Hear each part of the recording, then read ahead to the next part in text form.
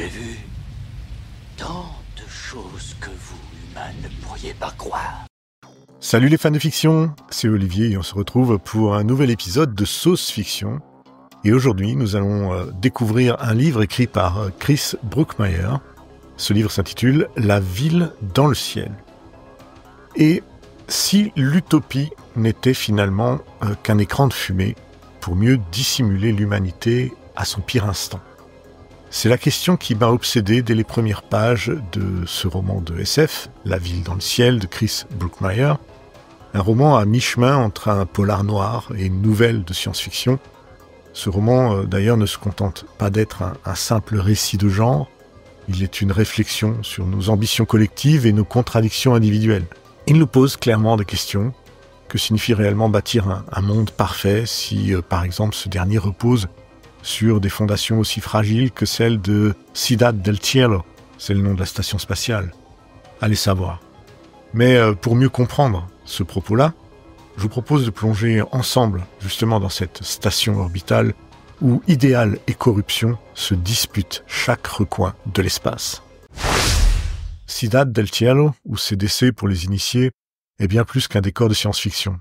C'est un microcosme, une maquette réduite de ce que l'humanité pourrait devenir si elle se décidait enfin à quitter la Terre pour l'espace. Suspendu entre notre Terre et la Lune, CDC est présenté comme un laboratoire pour l'avenir. Un lieu où des technologies de pointe sont testées pour préparer éventuellement l'Arca Estrella, j'espère que mon accent est bon, un vaisseau générationnel destiné à coloniser les étoiles. Plus ambitieux encore, CDC se veut être un modèle de société parfaite, une utopie moderne où le crime serait totalement éradiqué, où les ressources seraient équitablement partagées et où chacun aurait sa place dans un système équilibré. Ben voyons, nous savons déjà qu'il n'en est rien. Mais dès les premières descriptions de la station, Brookmyre nous fait comprendre donc que cette utopie n'est qu'un leurre. Certes, il n'y a pas de crime officiellement recensé sur CDC, mais cela ne signifie pas qu'il n'y en a pas. Les suicides, les accidents étranges et les disparitions inexpliquées remplissent les non-dits d'une société qui préfère détourner les yeux plutôt que d'admettre ses imperfections.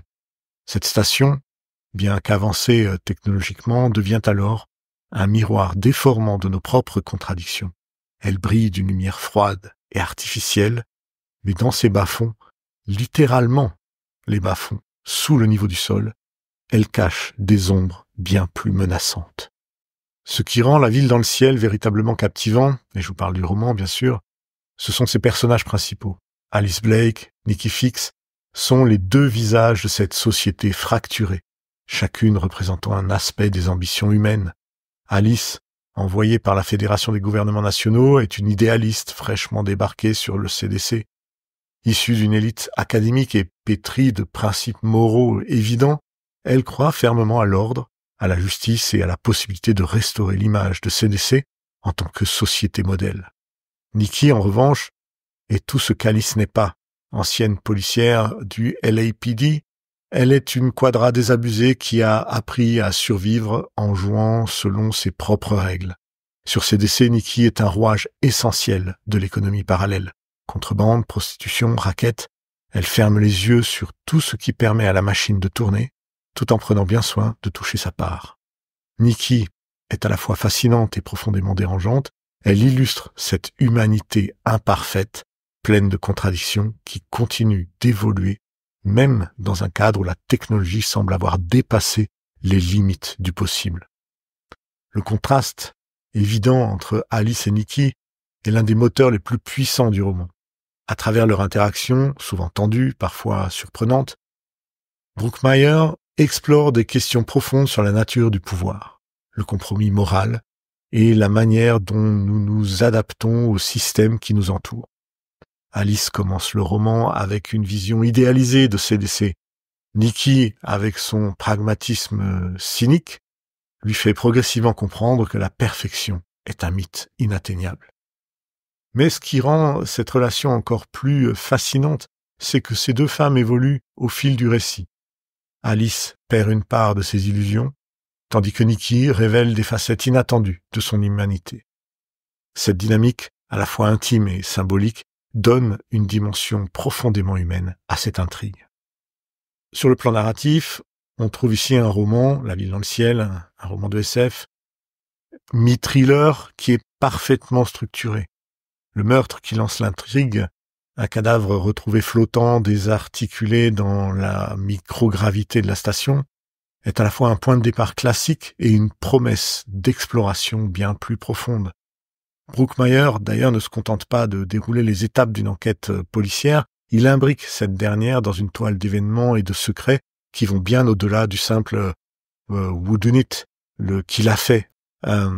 Chaque révélation sur le meurtre, d'ailleurs, ouvre la porte à des interrogations encore plus vastes sur la nature de la justice dans un environnement fermé, sur les limites de la surveillance et sur la manière dont les technologies façonnent notre perception de la réalité versus la vérité. L'un des aspects les plus intrigants d'ailleurs du roman réside dans l'utilisation d'implants cérébraux capables de modifier nos souvenirs ou d'implanter des connaissances un peu comme nous avons pu le voir dans Matrix. Cette technologie, à la fois fascinante et effrayante, soulève bien des questions essentielles sur l'identité et le libre arbitre, parce que si nos souvenirs peuvent être manipulés, qui sommes-nous vraiment? Et si nos compétences peuvent être téléchargées, que reste-t-il de la valeur de l'effort humain d'apprentissage? Ces thèmes, bien qu'ancrés dans un futur technologique, trouvent une résonance immédiate dans notre monde contemporain, où les avancées en intelligence artificielle et en neurosciences remettent déjà en question nos conceptions traditionnelles de l'humanité. Mais ce qui distingue véritablement La ville dans le ciel d'un autre roman de SF du même genre, c'est aussi sa capacité à mêler ses réflexions futuristes à une critique sociale subtile, voire même incisive. Ciudad del Cielo, avec ses travailleurs multitâches, ses inégalités flagrantes et son économie souterraine, est une allégorie de nos propres sociétés modernes. Les habitants de CDC doivent souvent cumuler plusieurs emplois, légaux ou non, pour joindre les deux bouts, tandis qu'une élite intouchable contrôle les leviers du pouvoir. Cette dynamique n'est pas sans rappeler les réalités de la précarité et de la concentration des richesses dans notre monde actuel.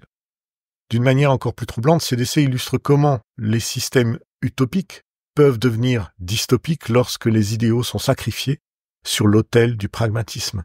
Les règles strictes de la station, comme l'interdiction des enfants, censées ainsi garantir l'efficacité et la stabilité de la station, sont un de ces points d'attention. Mais à quel prix? Brookmyer nous force donc ici à réfléchir sur les compromis que nous sommes prêts à accepter au nom d'une certaine sécurité et d'un certain progrès. En tant que lecteur passionné de science-fiction, j'ai souvent été déçu par les romans qui tentent justement de mêler les genres et les questionnements un peu trop complexes. Trop souvent, l'un des aspects prend le pas sur l'autre, laissant une impression de déséquilibre. Mais ici, je dois avouer que Brookmyer parvient à un équilibre rare. Le côté polar est aussi captivant et bien construit que dans ses thrillers précédents, tandis que l'aspect science-fiction est développé avec un souci du détail et une cohérence impressionnante. La station CDC elle-même est un chef-d'œuvre de world building. Ces deux roues tournantes reliées par un axe central sont décrites avec une précision qui témoigne d'une véritable réflexion sur la physique et l'ingénierie. Les interactions sociales et économiques au sein de la station sont tout aussi crédibles, créant un univers qui semble à la fois exotique, mais pourtant étrangement familier. Ce roman, finalement, n'est pas seulement une lecture divertissante, c'est une expérience qui vous pousse vers l'inconnu. Les questions soulevées par Brookmyer sur la nature de l'utopie, les compromis moraux et l'impact des technologies résonnent bien au-delà des pages du livre. D'ailleurs, en refermant ce roman, je n'ai pas pu m'empêcher de me demander, et si Ciudad del Cielo était une métaphore de nos propres sociétés, à quoi serions-nous prêts à renoncer pour atteindre cette vie parfaite, et surtout, à quel prix? En définitive, La ville dans le ciel est bien plus qu'un simple mélange de polar et de science-fiction, c'est une œuvre qui, tout en nous divertissant, nous confronte à des questions profondes sur l'avenir de l'humanité et sur notre capacité à concilier progrès et éthique à travers des personnages nuancés, une intrigue complexe et un univers riche en détails, Brookmyer nous offre une plongée inoubliable dans les zones d'ombre de l'utopie. Et vous, dans quelle mesure seriez-vous prêt à fermer les yeux sur l'imperfection pour préserver une illusion de perfection? À bientôt, les fans de fiction. J'ai vu tant de choses que vous, humains, ne pourriez pas croire.